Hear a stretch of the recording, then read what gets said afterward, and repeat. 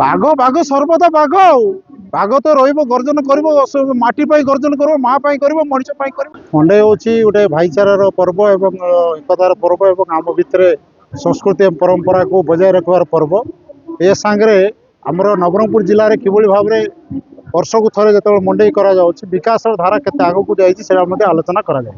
ସେ ଅନୁସାରେ ବିକାଶ ଧାରାର କିଭଳି ଭାବରେ ଆମ ଜିଲ୍ଲାର ଏ ମାଟିର କ'ଣ ଆବଶ୍ୟକତା ଅଛି ସେ ଦୃଷ୍ଟିରୁ ସରକାରଙ୍କୁ ଅବଗତ କରିବା ସକାଶେ ଅନେକ ଆଲୋଚନା ମଧ୍ୟ ହୁଏ ଆଲୋଚନା ମଧ୍ୟ ହେଇଥିଲା।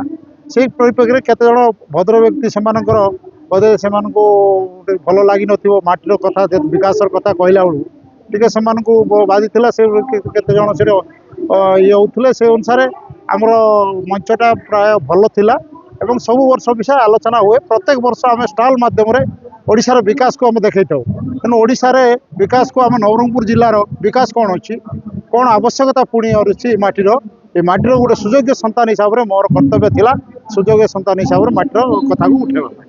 ନା ଭର୍ସେସ୍ ବିଜେପି କି ଭର୍ସେସ୍ ମନୋହର ରନ୍ଧାରୀ ନୁହେଁ, ଏ ମାଟିର ଭର୍ସେସ୍ ଏ ମାଟିର ପୁଅ ପାଇଁ ମାଟିର ପିଲା ପାଇଁ ୟୁଥ୍ ପାଇଁ ମହିଳା ପାଇଁ ମା ପାଇଁ ମାଟି ପାଇଁ ମଣିଷ ପାଇଁ ଲଢ଼େଇ ଜାରି ରହିବ, ସବୁବେଳେ ଅଛି ସଦା ସର୍ବଦା ରହିବ। ଏଇଟା ଏ ବର୍ଷର ଯାହା ମଣ୍ଡେଇ ଯାହା ଅନୁଭବ କରୁଛୁ ଜିଲ୍ଲା ପ୍ରଶାସନ ଯେଭଳି ଭାବରେ କରିବା କଥା ସେଇଭଳିଆ ଆଖି ଦୃଶିଆ ଯେଉଁ ମ୍ୟାନେଜମେଣ୍ଟ ଠିକ୍ ନଥିଲା ଯାହା ଅନୁଭବ କରୁଥିଲୁ ବ୍ଲକ ସ୍ତରୀୟଠୁ ଆରମ୍ଭ କରି ପଡ଼ାଗଡ଼ ମଣ୍ଡେଇ ମଧ୍ୟ ଆପଣ ଜାଣିଥିବେ ପଡ଼ାଗଡ଼ ମଣ୍ଡେଇ ଯେଉଁ ଆରମ୍ଭ କରାଯାଇଥିଲା ସେଦିନ ମଧ୍ୟ ଜନପ୍ରତିନିଧିମାନଙ୍କୁ ଅସମ୍ମାନ କରାଯାଇଥିଲା, ଷ୍ଟେଜରେ ଡକାଯାଇନଥିଲା, ଅନ୍ୟମାନଙ୍କୁ ଡକାଯାଇଥିଲା ବୋଲି ପ୍ରତିବାଦ କରିଥିଲେ।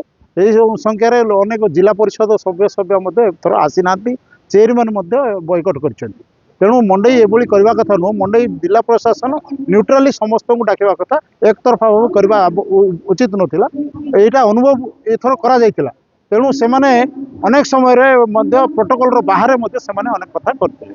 ବାଘ ବାଘ ସର୍ବଦା ବାଘ ବାଘ ତ ରହିବ ଗର୍ଜନ କରିବ ମାଟି ପାଇଁ ଗର୍ଜନ କରିବ ମା ପାଇଁ କରିବ ମଣିଷ ପାଇଁ କରିବ। ବାଘ ଅଛି ମାନେ ନିଶ୍ଚିତ ଭାବରେ ଛେଳି ମାନେ ଥିବେ, ଛେଳି ମାନେ ଡରିବେ, ଡରିବା ପାଇଁ ତ ସେଇଥିପାଇଁ କଲେ ସେ ଡରୁଥିଲେ ବୋଲି ସେମାନେ ପ୍ରତିବାଦ କିଛି କରୁଥିଲେ। ବାଘକୁ ଡରନ୍ତି ସମସ୍ତେ, ଛେଳି ମାନେ ଡରୁଥିବେ, ସେଟା ଛେଳି ଯିଏ ମାନେ ଡରୁଥିବେ ସେମାନେ ଛେଳି ହେଇଥିବେ। ନାଇଁ ମଞ୍ଚର ଗାରିମ କିଛି ଯଦି ଆମେ ସଠିକ୍ କଥା କହିବା, ଆମେ ମଞ୍ଚରେ ଆମର ବିକାଶର କଥା ନ କହିବା, ଏଇ ମଣ୍ଡେଇଟା ହେଉଛି ଖାଲି ସଂସ୍କୃତି ଏବଂ ପରମ୍ପରା ବଞ୍ଚେଇବା ସାଙ୍ଗେ ସାଙ୍ଗେ ବିକାଶର ମଧ୍ୟ ଏଇଟା ମଣ୍ଡେଇ ବିକାଶର ଧାରାକୁ ମଧ୍ୟ ଏଇଟା ଆଲୋଚନା କରିବା। ମନୋହର ରନ୍ଧାରୀଙ୍କ ମିଡିଆ ଷ୍ଟୋନ୍ ନାହିଁ ତ ଏଇଟା। ମନୋହର ରନ୍ଧାରୀ ଅଲୱେଜ ମନୋହର ରନ୍ଧାରୀ। ଆପଣ ଜାଣିଛନ୍ତି ମନୋହର ରନ୍ଧାରୀକୁ ଯେଉଁ ଆପଣ ସମୁଦ୍ରରେ ଫିଙ୍ଗି ଦେଲେ ମଧ୍ୟ ବାଘ ଆସିକିରି ପହଞ୍ଚିବ। ମନୋହର ରନ୍ଧାରୀ ସେଟା କରିକି ଦେଖେଇଛି, ସେଟା ଲୋକଙ୍କର ଆଶୀର୍ବାଦ। ମନୋହର ରନ୍ଧାରୀ କେବଳ ନାହିଁ, ମୋର ମାଟିର ଆଶୀର୍ବାଦ, ମୋର ଲୋକଙ୍କର ଆଶୀର୍ବାଦ ମୋ ପଛରେ ଅଛି। ଲୋକ ମୋତେ କହିବା ପାଇଁ ମୋତେ ସୁଯୋଗ ଦେଇଛନ୍ତି, ଆଶୀର୍ବାଦ କରିଛନ୍ତି, MLA ବନେଇଛନ୍ତି ଏଇ ମାଟିର କଥା କହିବା ପାଇଁ, ମାଟିର ସ୍ୱାଭିମାନ ମାଟିର ନ୍ୟାୟ ମାଗିବା ପାଇଁ ମୋତେ କହିଛନ୍ତି। ନ୍ୟାୟ ମାଗିବାଟା ମୋର ହକ୍ ଅଛି ଏବଂ ମୋର କର୍ତ୍ତବ୍ୟ ମଧ୍ୟ। ତେଣୁ କର୍ତ୍ତବ୍ୟକୁ ମୁଁ ପାଳନ କରୁଛି, ଏ ମାଟିର କର୍ତ୍ତବ୍ୟକୁ ମୁଁ ପାଳନ କରୁଛି। ମାଟିର ମା ମଣିଷ ଏବଂ ମାଟି ପାଇଁ ମୁଁ ସବୁବେଳେ ଲଢ଼େଇ ଜାରି ରଖିବି। କୌଣସି ପ୍ରକାର ପ୍ରତିବନ୍ଧକ ସୃଷ୍ଟି ହେବ ନାହିଁ।